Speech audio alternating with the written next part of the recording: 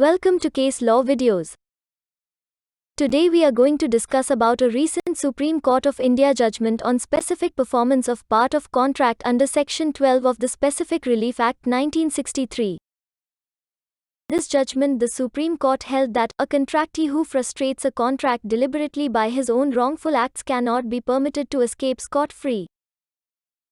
Justice Indira Banerjee observed that Section 12 has to be construed in a liberal, purposive manner that is fair and promotes justice.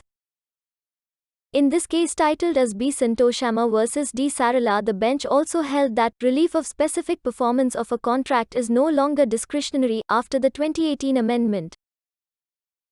An agreement to sell a movable property generally creates a right in personam in favor of the vendee. The vendee acquires a legitimate right to enforce specific performance of the agreement.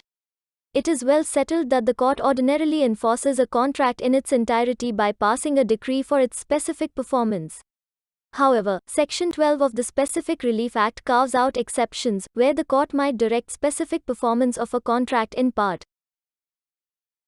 Where a party to the contract is unable to perform the whole of his part of the contract, the court may, in the circumstances mentioned in Section 12, direct the specific performance of so much of the contract as can be performed, particularly where the value of the part of the contract left unperformed would be small in proportion to the total value of the contract and admits of compensation.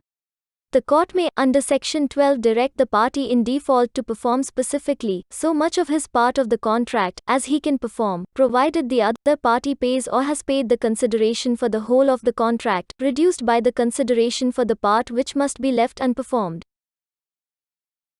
Section 12 of the SRA is to be construed and interpreted in a purposive and meaningful manner to empower the court to direct specific performance by the defaulting party of so much of the contract as can be performed in a case like this. To hold otherwise would permit a party to a contract for sale of land to deliberately frustrate the entire contract by transferring a part of the suit property and creating third-party interests over the same. Section 12 has to be construed in a liberal, purposive manner that is fair and promotes justice. A contractee who frustrates a contract deliberately by his own wrongful acts cannot be permitted to escape scot-free, the bench said.